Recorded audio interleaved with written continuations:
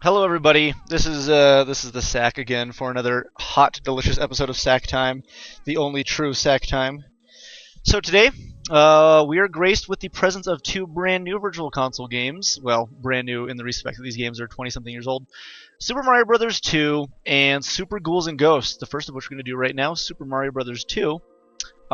This is a game that I have consistently run through a billion times in my life, and I decided it would be good to do a little intro as we do with Sack Time. Tell you some of my favorite things about the game. What I like about this game is it's very different. It's extremely different than the other Marios, which most people know. I don't know how much of an intro I need to give to it, but it was based off of the Japanese game Doki Doki Panic, released for the Famicom Disk System, where you were a bunch of Arabian kids. I think Sucked Into a Dream. I can't remember. I have a copy of it, and I haven't played it recently. But whatever the case, they remapped the characters into Mario, Luigi, Toad, and Princess Peach, Princess Toadstool.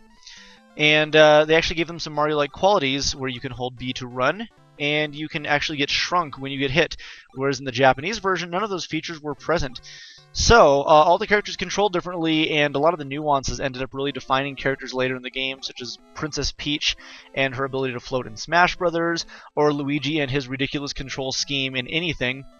But let's go ahead and start with the princess, because everything's easier with her.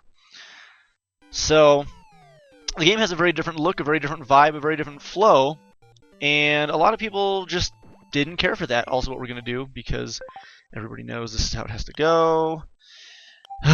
We're going in, and we're making the Y button my B button, and we're making the B button my A button. Alright, there we go. Now we should be set. Close. Okay. Anyway, where were we? This plays pretty differently right off the bat, but whoa, that was kind of weird.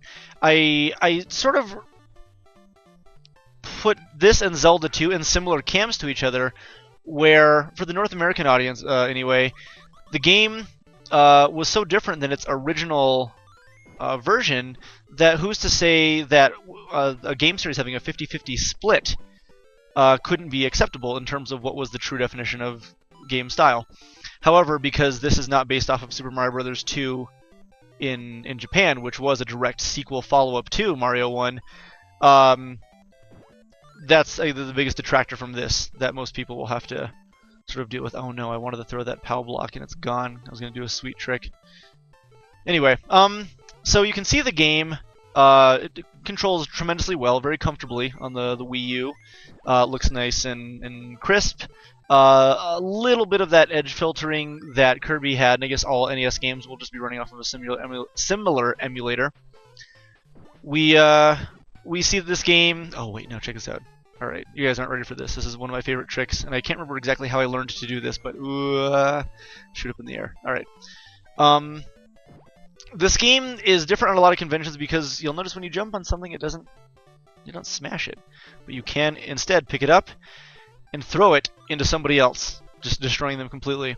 It's got a very different cast of characters. In fact, I think nearly every character in this game is non-repeats, save for actually bombs are the only thing I can think of that this has in common. And it's interesting for this game, especially starting off as a non-staple Mario game, to have taken so many enemies and characters and turned them into staple Mario characters. What's also cool about the game is it has a very sort of free-form design in terms of the levels, and bad bomb placement apparently, that will allow the player to sort of futz around a little bit. You notice that I came over here to like a secret door where you can actually skip a good chunk of almost half the level and make your way in secret to the first sub-boss, Birdo, right up here. So I know this is like a whole bunch of weird jumbled thoughts that I'm just sort of throwing out there, but I don't plan for these things. I don't prepare for them. I just sort of do them. And so you're going to have to deal with that. But the game's cool just because it flows so differently. And I know for a lot of people, this being the odd man out meant it wasn't a very good game. But there was something about seeing this for the first time when I was younger and getting my hands on this at a local video game store right up the street from my house. And Princess Peach falling down into a hole, grabbing onto stuff. Actually, I think I played as Toad the first time. jumping on enemies, and everything looked so different and felt so different, and the music was different, and everything about the game was just strange. Oh, I should have chosen Princess, because we can skip a bunch of stuff, but we'll show you what Toad's all about. He moves more quickly. He picks stuff up actually the fastest, which is sort of a disadvantage in terms of certain gameplay elements where you can sort of fudge the system, because when you're picking stuff up, you're actually slightly invincible.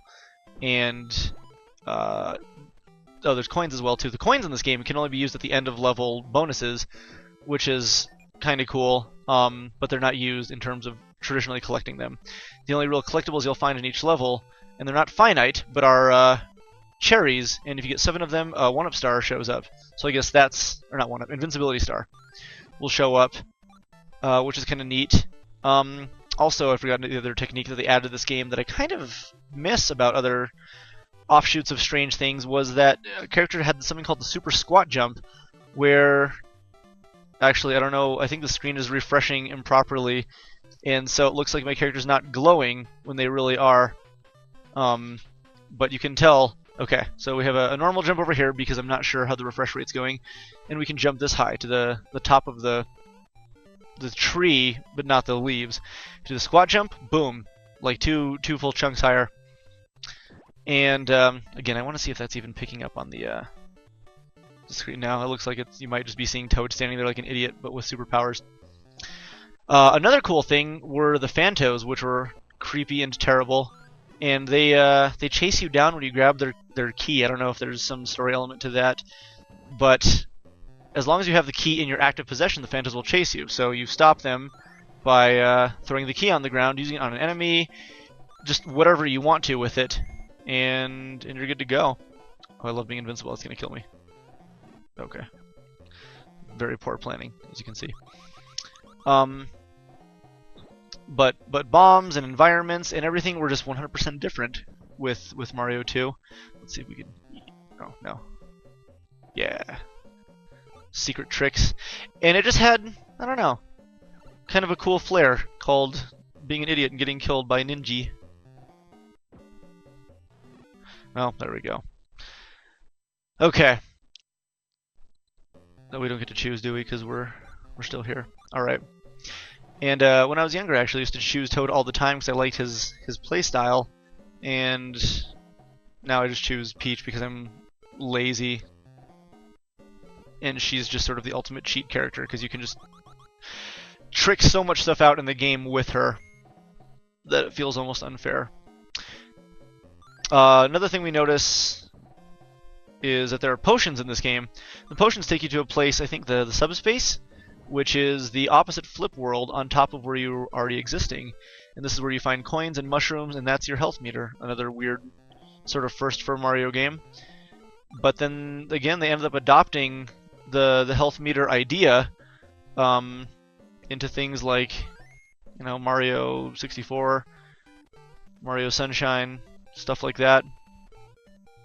Anyway, we'll do all the way up until Mouser, so you can sort of get a feel of the flow of this game.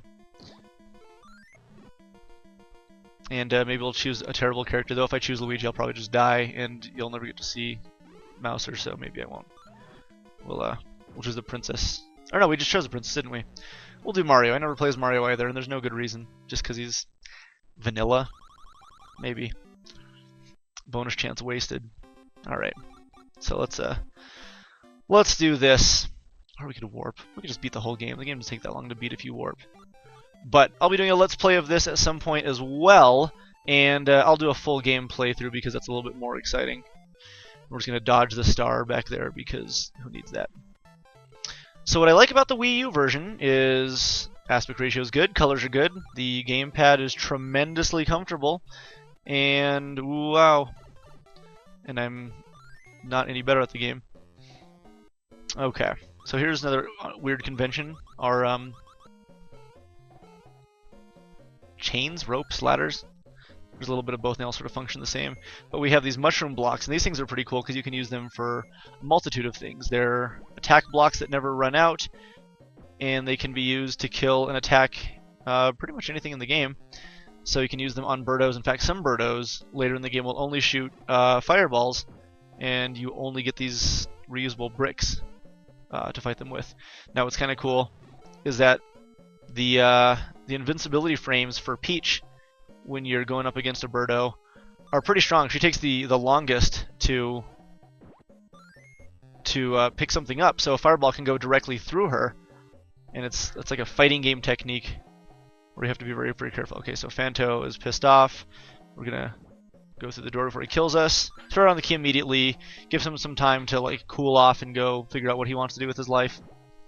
And then the moment Mario's delicious hands are all over this big meaty key, Fanto smells it or something and decides that Mario is going to die. So the key also works as a weapon as well as just a standard key. I'm probably going to die down here too because I actually almost always warp when I play this game. So I don't even remember where I'm supposed to land. There we go. Okay. So I usually don't play this level. In more cases than anything, I just go straight from World 1 to World 4, beat World 4 to go to World 5, and then warp to World 7, and then beat the game. But that's not what we're here to do today. So, oh boy. Okay, and this is good. The gamepad is nice and responsive. I'm playing on a HD TV, no lag, so I'm completely satisfied with how this feels, how it's going. When I was playing the Super Mario All-Stars disc that came with the Wii, it felt like the Virtual Console versions were more responsive. Actually, I was playing through Component with that, and I never had any input lag issues. But on the Mario All-Stars, there was a little bit of that going on that made it really frustrating to try to play. Also, you can just catch bombs by smashing your head at them, which I've always really enjoyed. And this is Mouser, our first boss, one of the forgotten mini of the Mario universe, which always makes me sad, because there's some pretty cool enemies in Mario that just never got a chance to live on. So, I don't know, maybe someday I'd like a game that has more of an element of difference to it, the way Mario 2 does to the standard series. So, yeah, this is basically what this game is all about. Really interesting style of music, which I think all of it is identical from Doki Doki Panic. A cast of characters to play as, and just a completely different feel overall. It's not for everybody, but if you want something new and you want something that still feels very Mario in its own right, it's definitely one worth checking out. And I'd absolutely recommend giving it a playthrough just because it's bizarre, and they do a lot of really interesting creative stuff with level designs and enemy placement and secrets, as a matter of fact. So that's it. This is another episode of Sack Time for you guys. I hope you enjoy Super Mario Brothers 2, Super Mario USA as the Japanese folk call it, and you'll see me again for a playthrough at some point and some Super Ghouls and Ghosts coming up next.